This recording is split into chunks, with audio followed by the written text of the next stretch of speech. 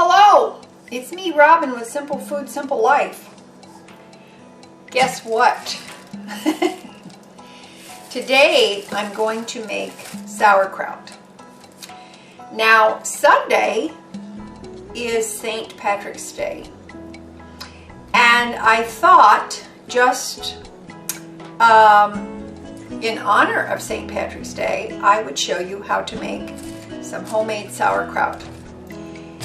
For one, and for two, cabbage right now is very cheap, so we want to take advantage of that. So all these had this lovely head of cabbage for 89 cents a head. So I bought 2 heads, and out of one of these nice cabbages, I'm going to make some sauerkraut. So I'm going to show you how to do that. So now stick around because you don't want to miss this. Okay? All right. Stay with me. Stay with me. Alrighty.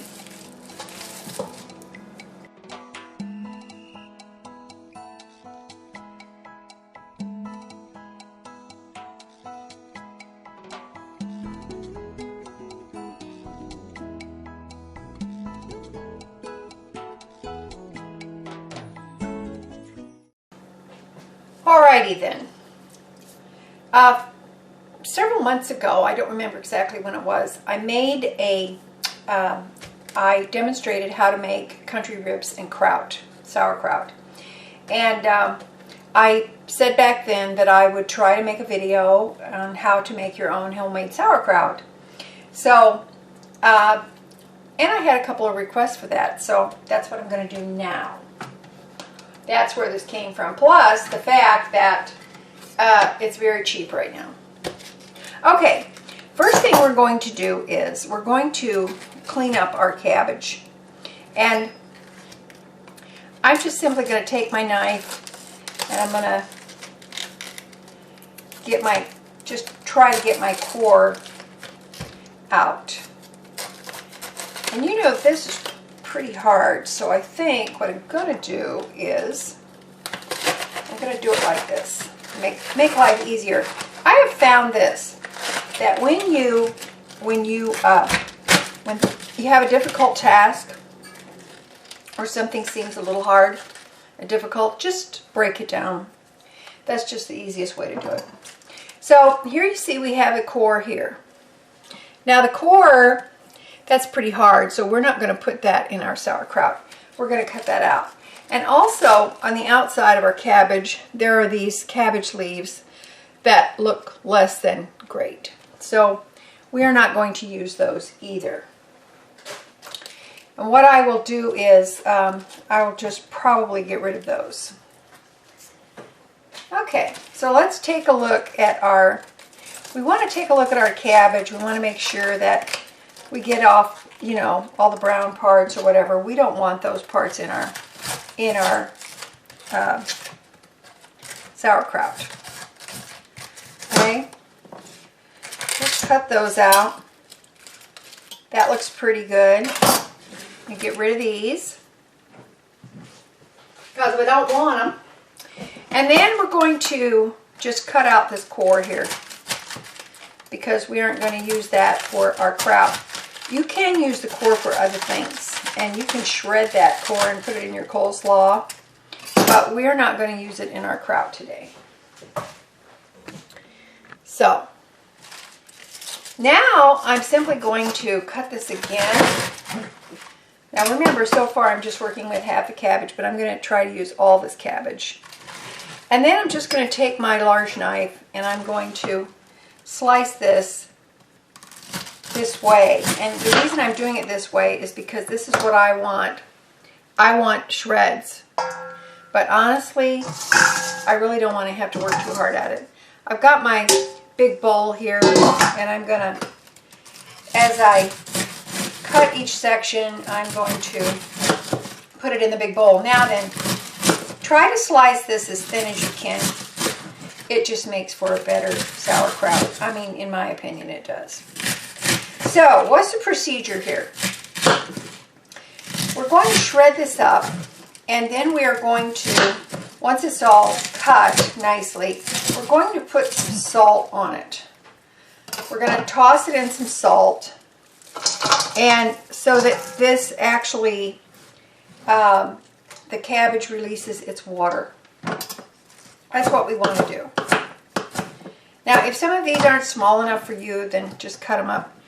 You know, this really isn't precise. Like, see, I have a big piece there. I don't want that big piece. It's not precise. It's just cabbage. So, slice this up.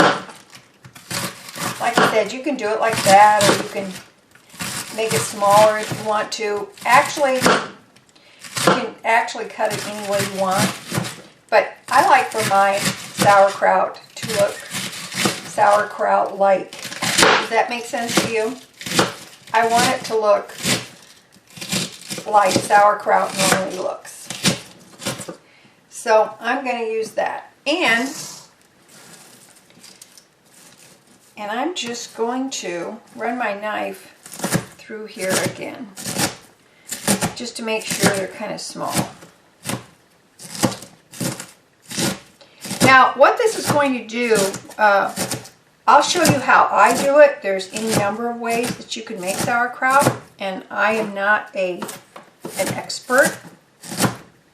So, for me, this is just, I learned to do it this way, and this is just how I do it. So, it is entirely up to you how you decide to do your sauerkraut. But the thing of it is, you want to just research it a little bit. You know, we got the World Wide Web, and we can find out how to do things, right? So, do your research. Maybe this is not a convenient way for you, but this is how I like to do it. Now see, I've got some big pieces in there. I'm not fond of that. Okay. Now you can also use a shredder. You can use a shredder. You can use a box shredder. You can use your whatever tool you want. Whatever tool you have available to you. Use that. Now then, here I've got half the head right here. And I'm going to finish up with this head, and then I will show you what we have. Oh, but first, one thing I want to do, forgot. I'm going to take a tablespoon or so of salt. I'm just going to sprinkle that on there for the time being. That will start the cabbage, give it a start in releasing the water in the cabbage, because we're going to use that. That's important to us. All right, be back. All right, I've got my cabbage all cut up, as you can see there. And I'm going to take another tablespoon of salt. Now this is just common table salt.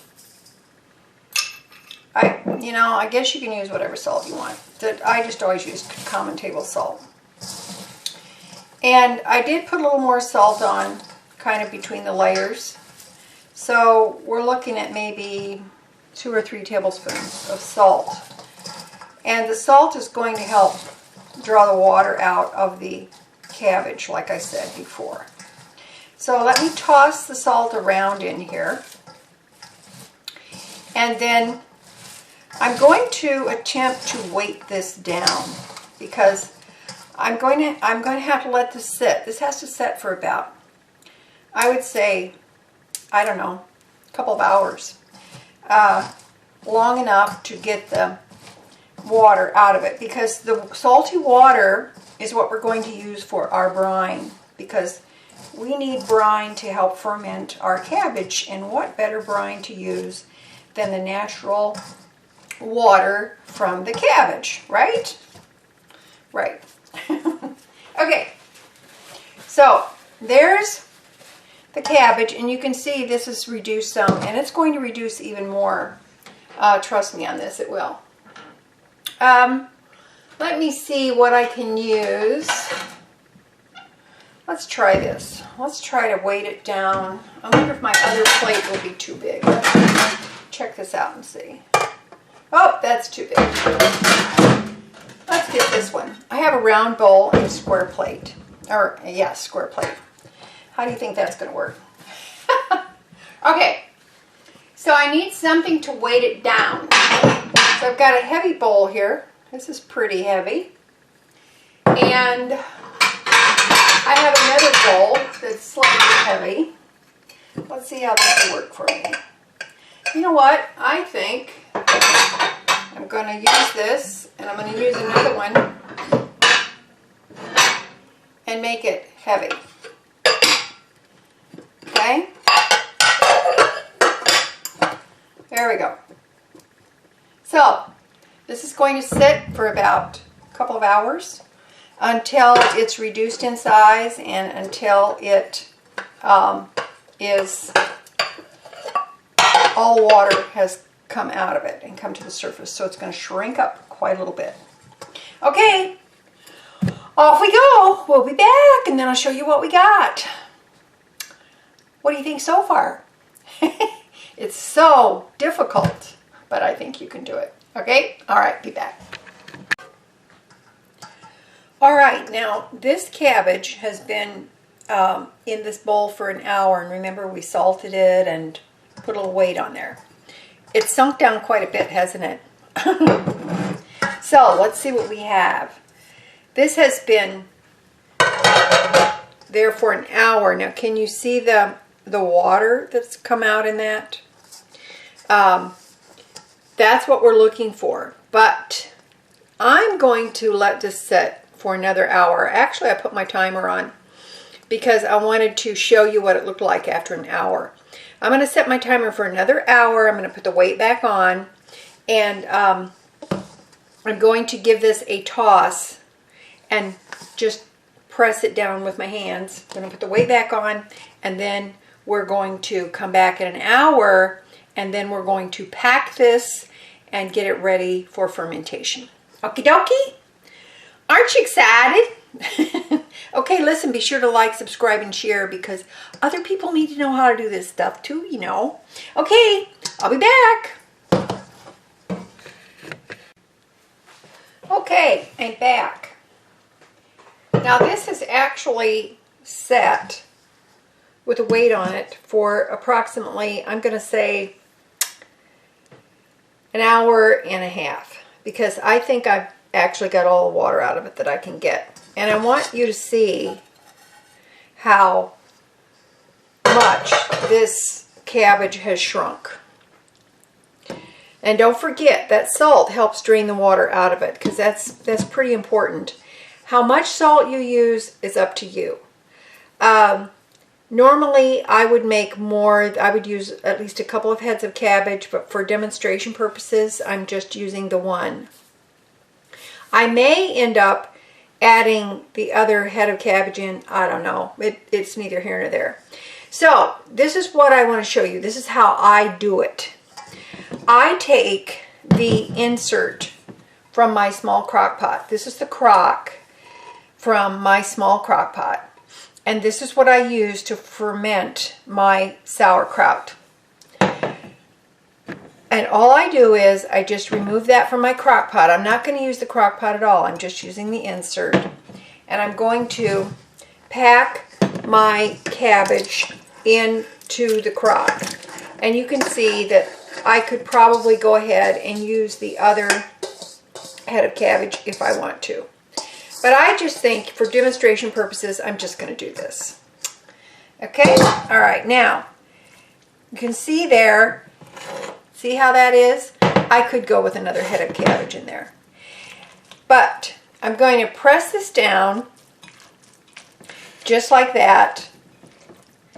And here's the thing I'm going to do.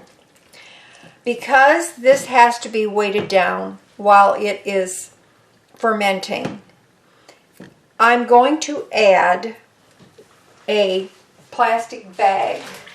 And this is a 2-quart freezer bag. And I choose the freezer bag because they are heavy, so they're less likely to leak. And inside the freezer bag, I have put 4 cups of water with about a tablespoon of salt. Now the reason I make the salty water is just in case this would form a leak. I've never had it happen, but just in case, then I don't want just regular water to go down into my cabbage. It might contaminate it, but I want the salty water, okay, just in case. It's just a precaution. Now, this is fairly heavy, and I'm going to take this plastic bag filled with water and sealed tightly. I'm going to take that and I'm going to put it down. I'm putting it down over the top of my cabbage, so it's going to keep it weighted down. Now, you can see how convenient that really is. I don't have to put cabbage leaves over the top. I don't have to weight it down with something else. I can just use this.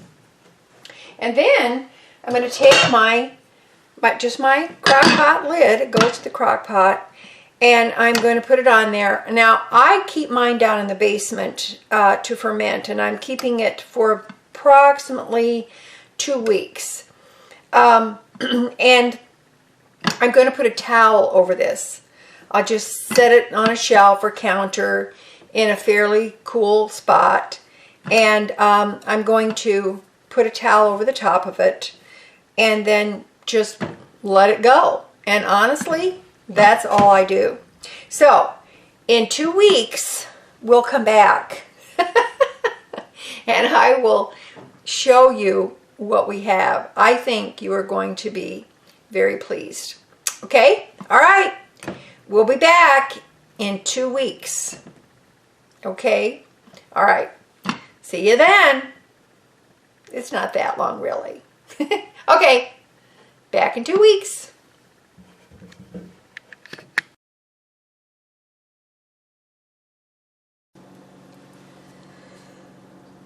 Okie doke.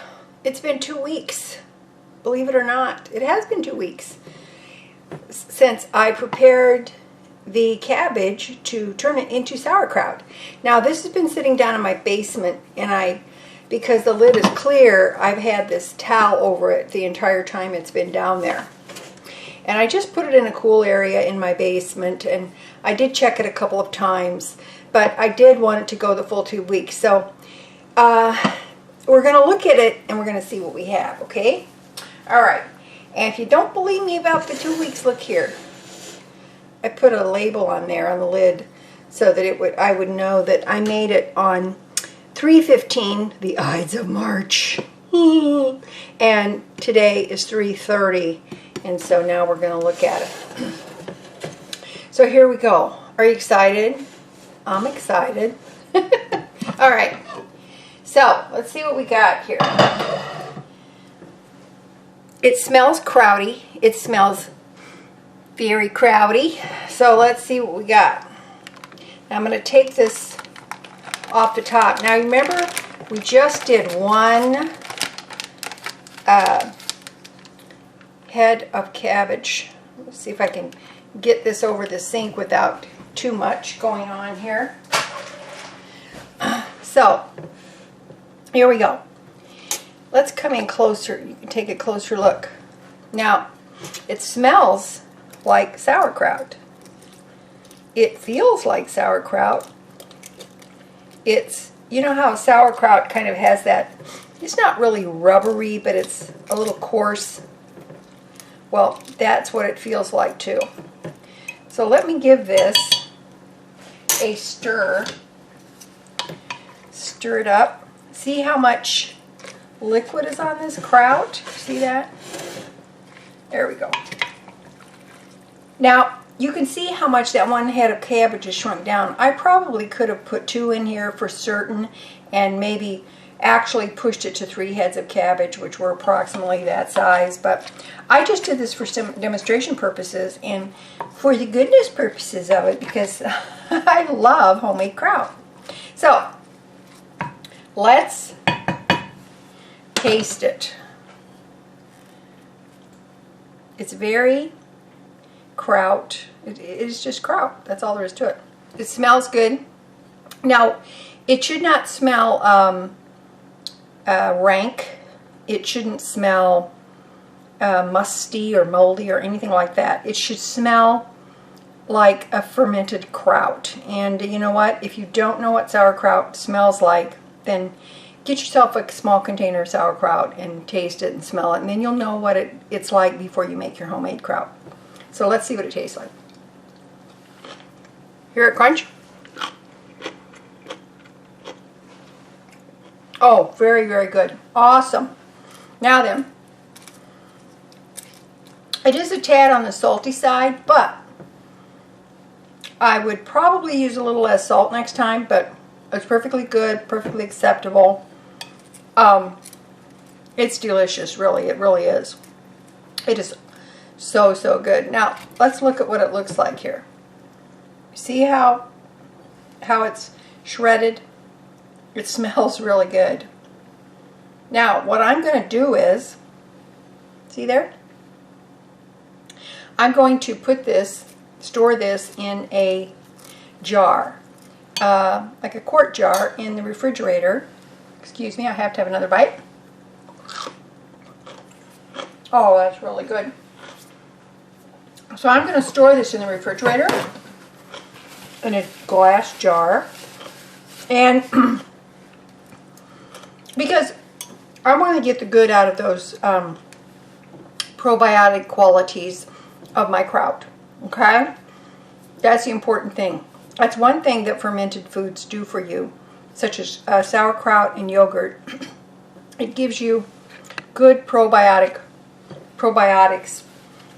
which are good for you, good for your body, good for your stomach, great for your digestive system. That's what we want. So there it is. That's sauerkraut. And don't forget, this head of cabbage cost me 89 cents. So that's pretty good. I think that's really, really good. So I'm going to put this in a quart jar, put it in my refrigerator. I want to say this, if you decide to can the sauerkraut, just be aware that the high heat that it takes to can the kraut will destroy the probiotic qualities. So you may not want to can it, or you can if you want to, but you can keep it in the freezer, and when it thaws out, it's perfectly fine. Just like you can freeze yogurt, you don't lose the probiotic qualities. It's that heat that will destroy those qualities in your fermented foods. So we don't want to do that. This is absolutely spectacular. I love it. I hope you give it a try. It's so easy. You know, if I can do it, you can do it. You really can. It's just as easy as can be. If you don't have one of these, if you don't have an extra crock pot crock insert that you can use, you know what? You can use food grade plastic as long as it doesn't have those, what do they call those? BPH? I don't remember what they call it. But anyway, you don't want that in your food. But ice cream buckets, things like that, as long as it's free of the things that can leach into your food, that's good. But just do it like I did it. It's so easy. And just be patient. 2 weeks, you can have a wonderful container of sauerkraut. Now, one thing too, no matter if this would have been full of cabbage, I still would have given it 2 weeks. It's not the quantity of cabbage, it is the time. That's what we're looking at. It's the time. We want to give it plenty of time to do its thing. Okay? All right, listen. I love you. If I can do it, you can do it. You know you can. And you just remember that little is much when God is in it. Okay? All right. Love you. Talk to you later. Bye.